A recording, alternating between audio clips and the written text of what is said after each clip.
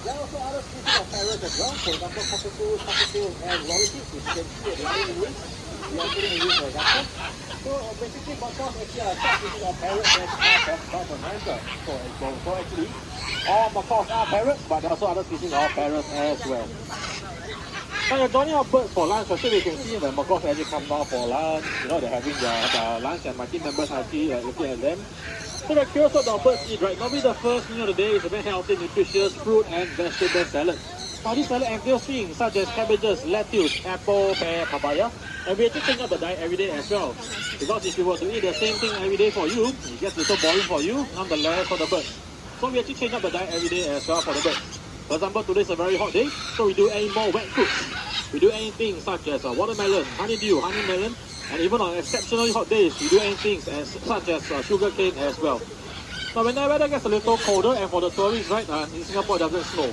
Cold weather, I mean, it's during our rainy season where it rains every day and the temperatures drop.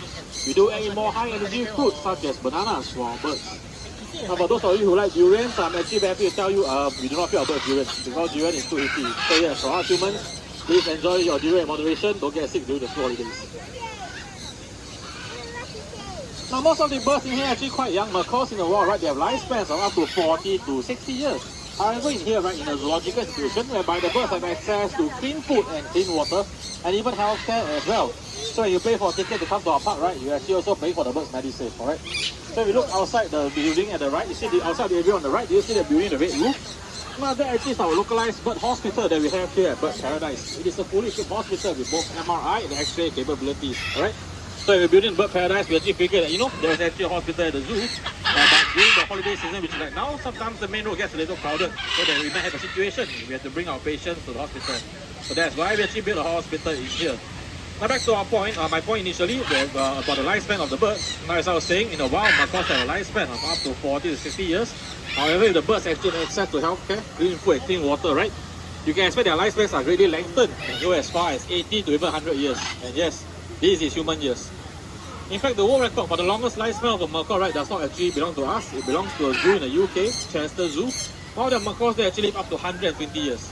So yes, very, very long lifespan. Now, seeing as it's the school holidays, I see many kids here. So of course, I forgot to wish you a very happy school holiday at the start. Yeah, my apologies. This is the second time that we're actually celebrating the June school holidays here at Bird Paradise. We actually soft open last year, so yes, my apologies. Haha.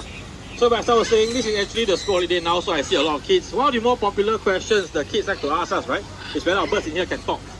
Now, macaws are actually very intelligent. They have the brain capacity of a 5-year-old child. So I have a lot of 5-year-old kids running around. And I also have very developed they also have very developed vocal cords as well. So yes, the birds do have the capacity to talk. However, in the aviaries, right, we try to maintain a condition very similar to that in the wild. We actually do not treat them as pets, alright? They are still very wild animals. That's also why you should not touch them. So we try to maintain a situation similar to that in the wild, and we don't actually train them how to speak. So yes, you don't have to ask the birds to say hello in here. Most likely they do not know how to reply to you. However, during the shows, and the next show for today is at 12:30, there will be macaws at the show as well, and I do not want to spoil the show. So do please plan your day around the show. Now during the show, we like to showcase to you the birds' capabilities and what they can do. So you can expect that during the show, right, the birds actually can perform, and of course, they'll show you what's their potential. So do please plan your day around the show. It's a pretty crowded day today, so you might want to head early for seats.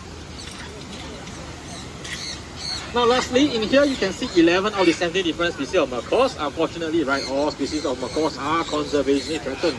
Now let's just imagine, right, this is the forest in South America. Now interestingly, right, the macaws are actually endangered not because of the fact that they are natural predators. In fact, in South America, they actually only have 2 natural predators. There will be the jaguar as well as the anaconda. And unfortunately, the reason why they are all threatened, right, is actually due to us, man. Let's just imagine, as I was saying, this is the forest. Whenever we cut the logs for logging, right, just one activity like that, it actually destroys the entire ecosystem for everything, no matter whatever bird, animal you are in the forest. And as I was saying earlier, macaws are also very popular pets, so they're often caught for the pet trade. So yeah, their numbers are very dwindling around, and we have to do what we can to actually protect and support this species.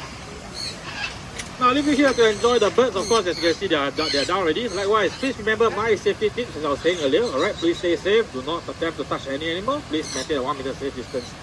I'll still be around to do any Q&A. I take any questions, alright? Some of the kids had to ask about what's that to be a zookeeper. I do answer those questions as well. So if you're curious, right, do feel free to approach me or my team members if you have any queries or questions. Otherwise, I hope you have a nice day and enjoy bird paradise. Thank you.